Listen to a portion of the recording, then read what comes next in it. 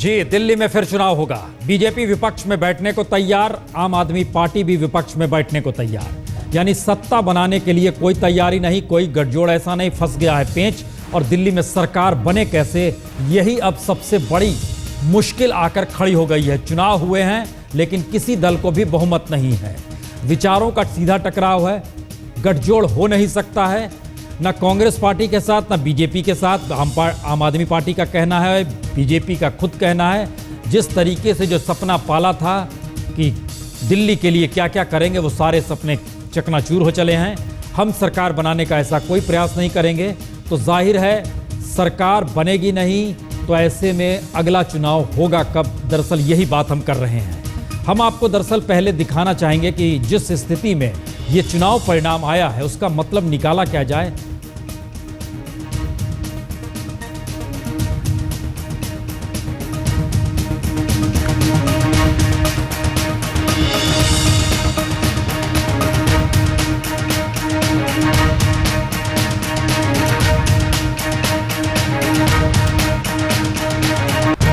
दिल्ली की स्थिति यही है जो आपकी स्क्रीन पर है। 32 सीट सबसे बड़ी पार्टी बीजेपी, लेकिन 36 सीट चाहिए, नहीं बनाएंगे, लाएं कहां से।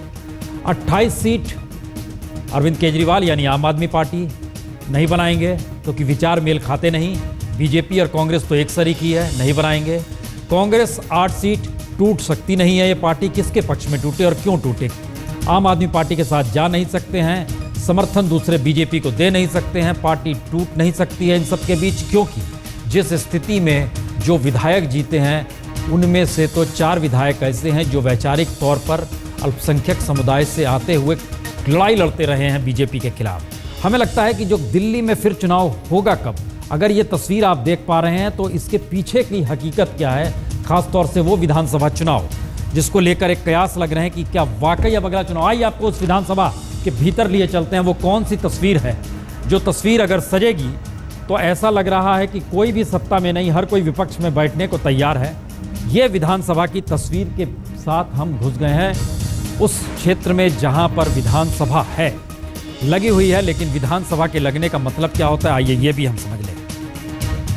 विधानसभा में सबसे बड़ी पार्टी के तौर पर बीजेपी है लेकिन बहुमत में नहीं है, उसे मिले हैं सबसे पहले कांग्रेस का स्थिति आ रही है। कांग्रेस की स्थिति आप देख पा रहे हैं, 8 सीट, सबसे छोटी पार्टी के तौर पर 8 सीट, जो 3 हम मान के चल रहे हैं कि एक त्रिकोणीय मुकाबला है। उसके बाद सबसे बड़ी पार्टी के तौर पर बीजेपी 32 सीट, लेकिन 36 का बहुमत है, कहां से जुटाएं, बीजेपी भी नहीं। उसके बाद आम आदमी पार्टी 28 सीट, 28 सीट का संकट यह है कि यह भी बहुमत नहीं है और किसी के साथ कैसे जुड़े। और अदर्स का जो संकट है ये 2 है। इसमें एक चीज बता दें, इस 2 सीट में एक जनता दल यूनाइटेड है और एक निर्दलीय है। वह निर्दलीय बीजेपी के साथ चला भी जाए तो भी बीजेपी की तादाद जो है वो किसी भी हालत में 33 से आगे निकलती नहीं है। इसीलिए यह मुश्किल है कि आखिर किस रूप में सरकार बनेगी, कैसे काम होगा।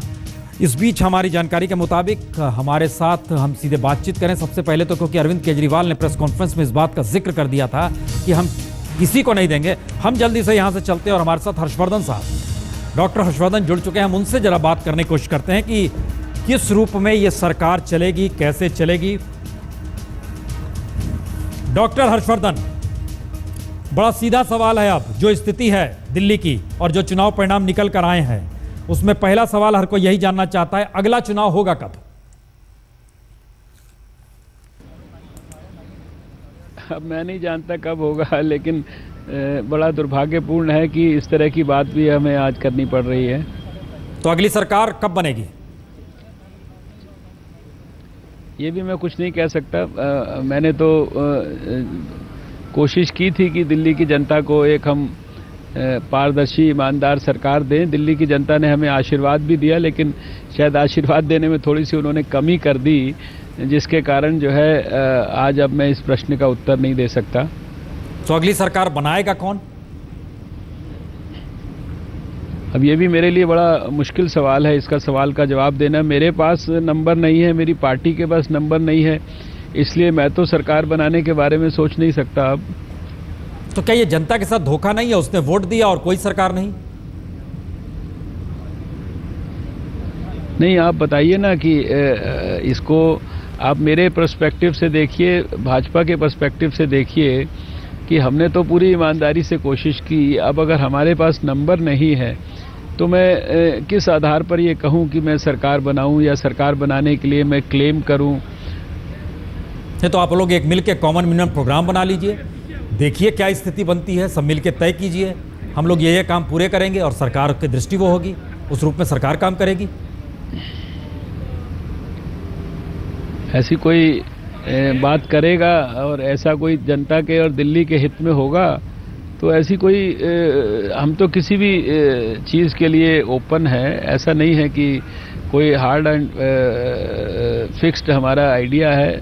दिल्ली की जनता के हित में हम कुछ भी करने के लिए तैयार हैं, लेकिन आज की तारीख में भारतीय जनता पार्टी के तरफ से हमने चुनाव लड़ा था, हमें ज़्यादा वोट भी मिले हैं, ज़्यादा परसेंटेज भी मिला है, ज़्यादा सीटें भी मिली हैं, लेकिन इतनी पर्याप्त चूँकि नहीं मिली कि हम सरकार बना सकें। इसलिए ये हमारे लिए भी मजबूरी है कि हम चाहते हुए भी दिल्ली की जनता की सेवा करने में इस समय असमर्थ हैं। मैं दिल्ली की जनता का हृदय से धन्यवाद करना चाहता हूं कि उन्होंने हमें आशीर्वाद दिया, और विशेषकर मैं आपके चैनल के माध्यम से अपने क्षेत्र के लोगों का और भी ज़्यादा विशेषकर आशीर्वाद करना, उनको धन्यवाद करना चाहता हूं कि उन्होंने 5वीं बार मुझे चुनकर भेजा है और इस बार सारे रिकॉर्ड पुराने तोड़कर करीब 43,000 से उन्होंने मुझे जिताया है। लेकिन यह है कि अब मेरे पास सरकार बनाने के लिए नंबर नहीं है तो मैं कुछ नहीं कर सकता। नहीं, कोई पॉलिटिकल मॉडल, कोई पॉलिटिकल जिम्मेदारी तो लेनी चाहिए ना। उनका घोषणा पत्र देखिए, अपना देखिए, मिलकर एक मॉडल बनाइए। ये स्थिति तो होती है।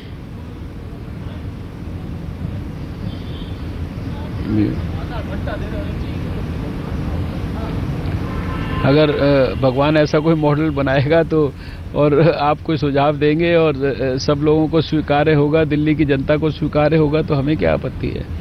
नहीं, इसका मतलब यह है, आप मान रहे हैं कि जो आम आदमी पार्टी कहती है कि बीजेपी कांग्रेस एक सरीकी है, दोनों भ्रष्ट है, दोनों करप्ट है, उनके साथ कैसे खड़े हो सकते हैं, ये स्थिति है, इसलिए आप लोग हिचकिचा रहे हैं।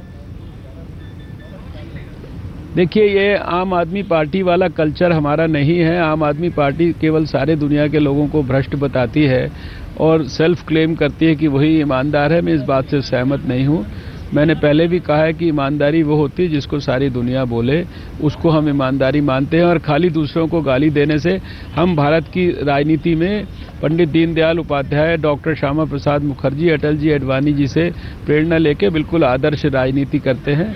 हमारे लिए राजनीति सेवा का माध्यम है और हमें किसी के राजनीति के अंदर शुचिता से काम करने के लिए किसी के सर्टिफिकेट की ज़रूरत नहीं है और हम किसी के द्वारा इस प्रकार से बिना मतलब गाली दिए जाने की हम परवाह भी नहीं करते हैं। तो जब खटास है, तलखी है, तो आप फिर बताइए कब चुनाव होंगे अगला?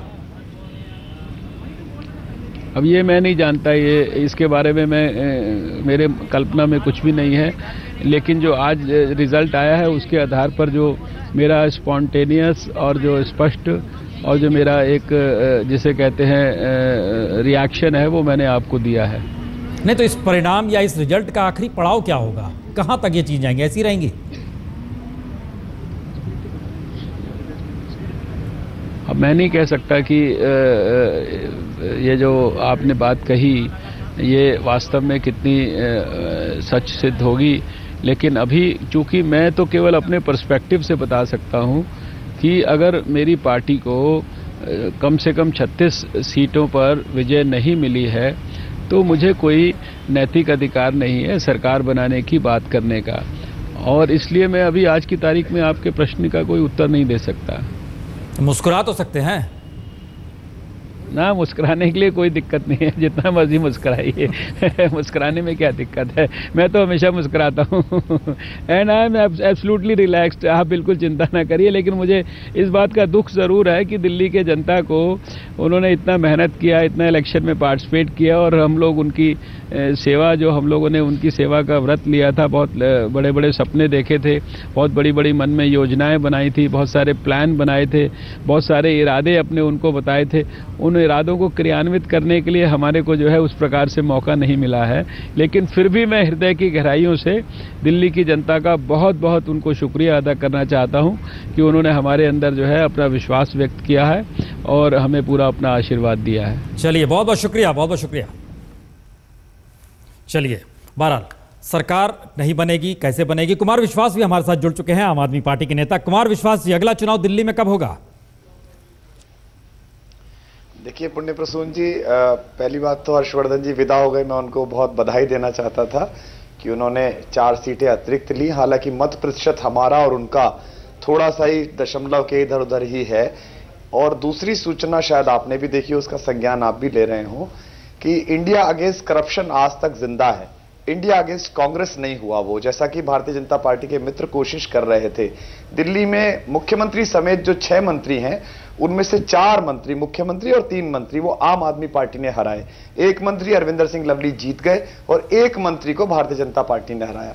इसका मतलब दिल्ली प्रदेश की जनता और देश की जनता की तरह वो ये मानती है कि भाजपा और कांग्रेस की पारंपरिक राजनीति जो है, उसके उत्तर में एक ऐसी राजनीति खड़ी होनी चाहिए। जब आप पूछ रहे हैं चुनाव कब होगा, एजेंडा पर चुनाव लड़ा जाता है। हर्षवर्धन जी ने आपका वो सवाल टाल दिया। मैं आपको अपनी पार्टी का एजेंडा बता सकता हूं। हमारा एजेंडा यह है कि रामलीला मैदान वाला जन लोकपाल का प्रादेशिक मॉडल हमें तुरंत लागू करना है। हमारा एजेंडा यह है कि विधायक की सैलरी आधी होगी। हमारा एजेंडा यह है कि विधायक बड़े मकान नहीं लेगा, लाल बत्ती नहीं लेगा, सिक्योरिटी नहीं लेगा। इस एजेंडे पर अगर कोई भी दल काम करता हो, सहमत होता हो, तो हमारी जिम्मेदारी बनती है कि हम उससे सहमत हों और उसे लागू कराएं। लेकिन हमारे दोनों मित्र इन सब मुद्दों पर चूंकि पहले से बात नहीं करते हैं, तो शायद अब भी नहीं करेंगे। इसलिए सिंगल लार्जेस्ट पार्टी होने के नाते हर्षवर्धन जी की और भारतीय जनता पार्टी की जिम्मेदारी है कि वो इस टास्क को संभालें और अपना बहुमत सिद्ध करें, संवाद करें लोगों के साथ। मेरी जिम्मेदारी में अभी ये नहीं आता। हम इसी बात से काफी प्रसन्न हैं और काफी संतुष्ट हैं कि ये जो अनाचार की आंधियों के बीच चलता हुआ आम आदमी का दिया था, इसके दोनों तरफ दिल्ली वालों ने अपनी हथेलियां रखी हैं। और मुझे लगता है कि इस प्रकाश को किसी भी पद के लिए समझौते में बेच देना देश के साथ गद्दारी होगी। इसलिए हम सत्ता में नहीं है और सत्ता में जाना भी नहीं चाहते। जो जिम्मेदारी जनता ने दी है विपक्ष में रहने की, उसे हम गंभीरतापूर्वक निभाने की कोशिश करेंगे। कुमार विश्वास जी, जवाब नहीं आया, अगला चुनाव कब होगा? ये तो चुनाव आयोग को बेहतर पता होगा। और जब पहली बड़े मुख्य दल को बुलाएंगे गवर्नर साहब, उसके बाद उनकी कवायद के बाद क्या निर्णय होता है, ये उनको ज्यादा बेहतर होगा पुण्य प्रसून जी। और मैं ऐसा मानता हूं कि भारतीय जनता पार्टी शासित एमसीडी में अगर 12.5 करोड़ रुपए की ब्लैक एंड व्हाइट वेबसाइट बन सकती है, तो हम तो 20 करोड़ मांगकर चुनाव लड़ने वाले लोग हैं।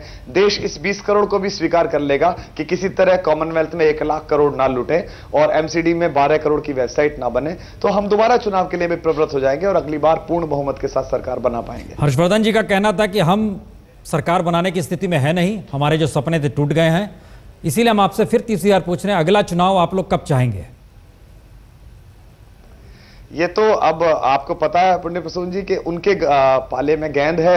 सबसे पहले उन्हें ही बुलाया जाएगा, एक परंपरा है, उसके अनुसार वो एक्ट करेंगे। उसके बाद निर्णय होगा कि कैसे सरकार किसकी बन रही है, या बन रही है तो नहीं बन रही है, और नहीं बन रही है तो क्या संज्ञान भारत का संविधान और उसके निहित शक्तियों के अंतर्गत लेफ्टिनेंट गवर्नर साहब ले रहे हैं। और मुझे लगता है कि ये एक वैकल्पिक राजनीति जो शुरू हुई है, ये लोकसभा में भी रेसिप्रोकेट होगी, उसमें भी बहुगुणित होगी, इसकी मुझे उम्मीद है। हमने उनके सामने एक प्रस्ताव रखा कि एक कॉमन मिनिमम प्रोग्राम बनाइए, जो मैनिफेस्टो में आम आदमी पार्टी के है, जो आपके है, एक कांग्रेस के, एक सहमति बनाइए और पहली बार एक आइडियल सिचुएशन लेकर आइए कि जिस तरीके से लगे कि एक सामूहिकता के बोध के साथ दिल्ली में 3 राजनीतिक दल काम कर रहे हैं।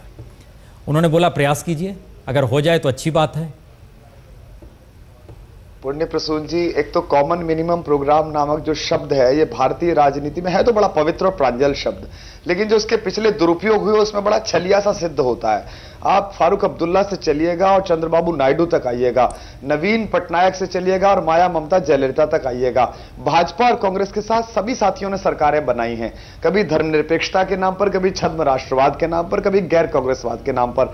तो ऐसे जो गठबंधन है वो अंततः ठगबंधन में सिद्ध होते हैं। हमारे पास तो एक कॉमन मिनिमम प्रोग्राम वही है जो हमारे एजेंडे में लिखा हुआ है, जो हमारे मैनिफेस्टो में लिखा हुआ है। उसको लेकर हम दोनों पार्टियों के पास ही गए थे, हमें तो पॉलिटिकल पार्टी बनाने की जरूरत भी नहीं पड़ती थी। अगर यही दोनों कानून बना देते, अन्ना को धोखा देने वाले हम जो नीच लोग हैं, जिनकी काफी व्याख्या आखिर के कुछ दिनों में हमारे भाजपा के बड़े नेताओं ने की। अगर वही अपने राज्य में बना लेते तो भी शायद उस राज्य में चुनाव की आवश्यकता नहीं होती कि मजबूत लोकायुक्त बन गया। तो हमारा तो कॉमन मिनिमम प्रोग्राम है, भ्रष्टाचार मुक्त भारत है और पारदर्शी शासन व्यवस्था है, जिसमें लोग जो सेवक हैं वो लोक नायक तो हों लेकिन लोक मालिक ना बन जाएं। इसकी हमने व्यवस्था की है, इसकी कोई भी व्यवस्था कर दे हम उसी के साथ। सवाल है कि दिल्ली में जो पेंच फंसा है उसमें सरकार अगली बनाएगा कौन और नहीं बनाएगा तो चुनाव होंगे कब। मुख्तार अब्बास नकवी साहब भी हमारे साथ जुड़ चुके हैं। नकवी साहब, अरविंद केजरीवाल ने तो बहुत साफ कह दिया प्रेस कॉन्फ्रेंस में ही कि हम सरकार बनाने की स्थिति में नहीं है और जिनकी जिम्मेदारी है वो सरकार बनाए, हमें जो मिला है जनादेश हम उसी हिसाब से बैठेंगे विपक्ष में। कुमार विश्वास भी हमारे साथ है, वो भी यही बात कह रहे हैं। उससे पहले डॉक्टर हर्षवर्धन से हमने ये सवाल पूछा था, उन्होंने भी कह दिया हमें 36 सीट मिली नहीं है, हम 32 पे हैं, सरकार बना नहीं सकते हैं। हम आपसे जानना चाहेंगे सेंट्रल लीडरशिप बीजेपी की क्या सोच रही है कि अब वो सरकार बनाने के लिए आगे कदम नहीं बढ़ाएगी और दिल्ली में अब दोबारा चुनाव होने चाहिए?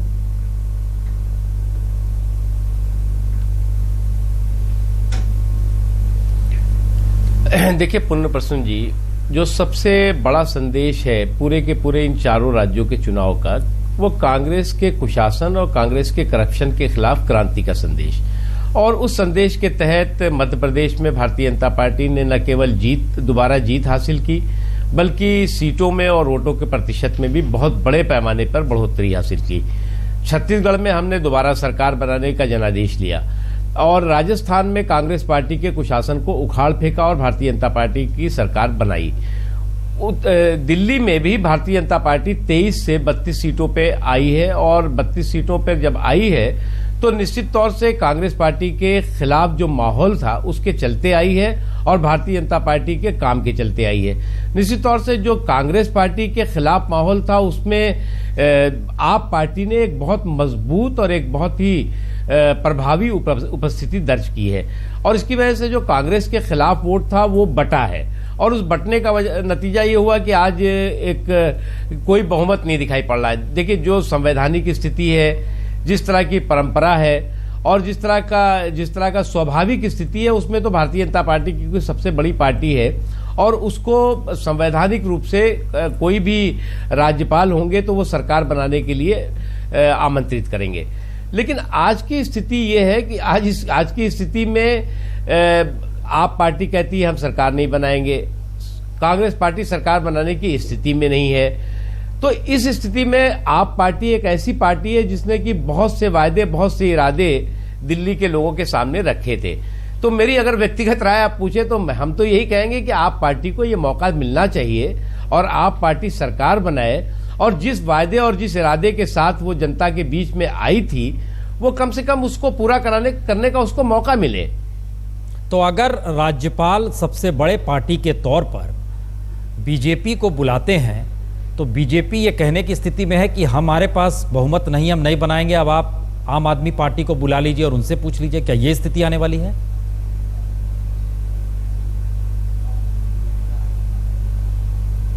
देखिए, वो स्थिति तो पार्टी का संसदीय बोर्ड तय करेगा, लेकिन जो आज परिस्थितियां हैं उस परिस्थितियों में तो मेरी अगर आप राय पूछे तो मैं तो आज की स्थिति में यही कहना चाहूंगा कि कम से कम इनको मौका मिलना चाहिए। इन्होंने बहुत लोकतंत्र के बारे में एक अलग अपनी धारणा रखी है, राजनीतिक व्यवस्था के बारे में उनकी अलग धारणा है और दिल्ली के बारे में उनकी बहुत अच्छी सोच है और वो उनका ये कहना है कि दिल्ली को हम बिल्कुल बदल देंगे अगर हम सरकार में आएंगे। तो कम से कम उनको ये मौका मिलना चाहिए और अगर उनको ये मौका मिले तो उसके लिए लोकतंत्र का तो यही तकाजा है कि उनको इस मौके के लिए अगर कुछ वोटों से ये कुछ सीटों से रुक गए हैं तो उनको हम समर्थन दे दें। कुमार विश्वास, ये एक बदलाव की महक तो आ रही है क्योंकि पहली बार हम देख रहे हैं कि हम नहीं आप नहीं हम, माने बिल्कुल हम नहीं है, पहले आप वाली स्थिति आ रही है कि आप ही बना लीजिए, आप ही बना लीजिए। जो सत्ता के लिए मारामारी होती थी उसमें बदलाव एक आ रहा है। क्या आगे की परिस्थिति लग रही है आम आदमी पार्टी अब किस दिशा में और कैसे मूव करेगी, क्योंकि उसको सीधे कनेक्टिविटी जनता के साथ बनानी है बनिस्पत विधानसभा के भीतर? पुण्य जी, एक तो मैं मुख्तार अब्बास नकवी जो है हमारे बड़े भाई हैं, मैं उनका बहुत आभारी हूं कि वो ये सार्वजनिक रूप से स्वीकार कर रहे हैं कि आम आदमी के पार्टी के पास दिल्ली के लिए ज्यादा बेहतर सपने हैं और उसकी ज्यादा जिम्मेदारी बनती है। हम ये मानते हैं कि केवल दिल्ली नहीं बल्कि आने वाले लोकसभा चुनाव में देश भर में हमारी ज्यादा जिम्मेदारी बनती है।